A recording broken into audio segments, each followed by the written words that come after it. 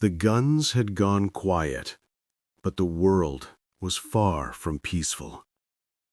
Germany was a graveyard of its own ambitions, cities flattened, its people broken, its leaders gone. Hitler's body lay in the ashes of the Reich Chancellery. The Third Reich had promised 1,000 years. It lasted 12. But now came the question that haunted both victors and vanquished alike. How do you bring a nation to justice? How do you prosecute the masterminds of a war that had consumed the globe? A war that had murdered over 70 million souls. Revenge would have been easy. Justice was the hard part. In the summer of 1945, representatives of the victorious Allies gathered, not in triumph, but in exhaustion. The world had never faced evil on this scale before. How do you prosecute genocide when the word itself doesn't yet exist? At the London Conference, the United States, Britain, France, and the Soviet Union debated the impossible: to create a tribunal capable of judging crimes so vast they had no precedent. From those meetings was born the International Military Tribunal, a revolutionary concept.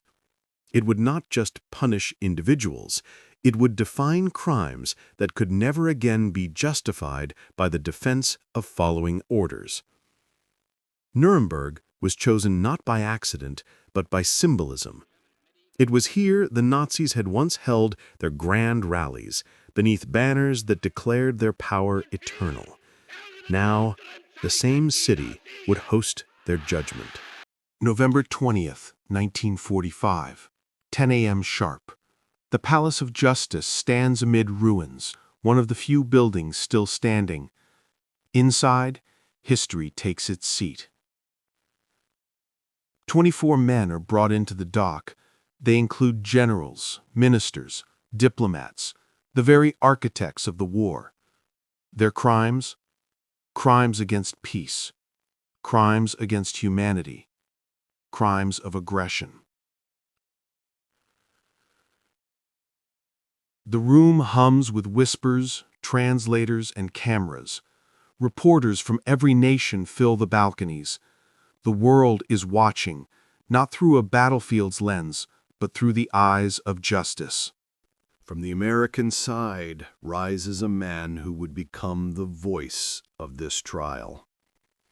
Justice Robert H. Jackson, Associate Justice of the U.S. Supreme Court. He begins not with rage, but with resolve. The wrongs which we seek to condemn and punish have been so calculated, so malignant, and so devastating that civilization cannot tolerate their being ignored, because it cannot survive their being repeated. The air itself seems to pause. This was not just about punishing men. It was about defining civilization itself. For the first time, the law spoke for the dead. The defendants appear as shadows of their former selves. Hermann Goering, once the flamboyant Reichsmarshal, now sits pale and swollen, his arrogance barely concealing his fear. Rudolf Hess, delusional, muttering to himself, lost in a fantasy where he still serves the Führer. Joachim von Ribbentrop, the foreign minister whose diplomacy paved the road to war. Wilhelm Keitel, the obedient soldier who signed death orders like daily reports. And Albert Speer, Hitler's architect, the man who turned ideology into concrete and steel, who now calls himself the good Nazi. Some show remorse, others show none. But when the footage of the concentration camps plays, all eyes fall silent. Bodies stacked like cordwood, children's shoes in piles, eyeglasses, rings, teeth, remnants of millions. For 11 months, the court hears testimony from survivors, soldiers, and scholars. Over 3,000 documents are read aloud. The Nazis' own paperwork becomes their undoing. The prosecutors reveal the Wannsee Protocol, the meeting notes from January 20th, 1942, where officials discussed the final solution of the Jewish question. It was not rumor, it was policy. The phrase "crimes against humanity" enters legal history, a phrase meant to remind every future generation that atrocity is never a matter of culture or command, but of choice. Not all the drama was moral. Much of it was human. Goering attempted to dominate the proceedings, mocking witnesses, twisting logic. He argued that every action was justified by patriotism, that war itself had always been brutal. But Jackson dismantled him, piece by piece.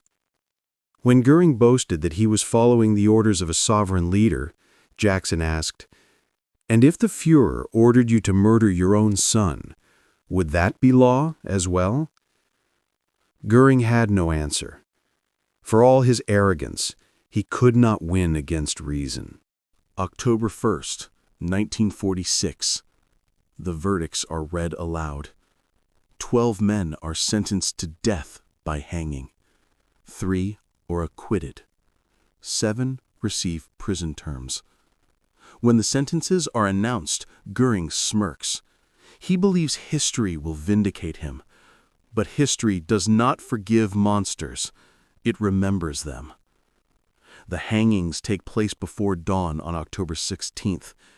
A U.S. Army doctor records their final moments. Goering cheats the gallows, taking cyanide in his cell just hours before. The rest, Ribbentrop, Keitel, Jodl, and others, are executed in silence. Their bodies are cremated, their ashes scattered into a nameless river. No graves, no shrines, no martyrs. The Nuremberg Trials did not end with punishment. They began something far greater. They established principles that would echo through decades, that individuals, not nations, bear responsibility for crimes, that "I was only following orders" is no defense, that morality stands above the machinery of the state. From Nuremberg came the Geneva Conventions, the United Nations Declaration of Human Rights, and eventually the International Criminal Court in The Hague. Every time a dictator is tried for genocide, every time a soldier refuses an illegal order, that's Nuremberg speaking through history. The Nuremberg trials were not perfect, but they were proof that even in the aftermath of unspeakable horror, mankind could still choose law over revenge.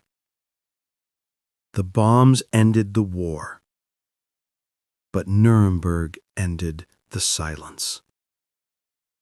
It was here, in a ruined city, that humanity looked evil in the eye and refused to look away.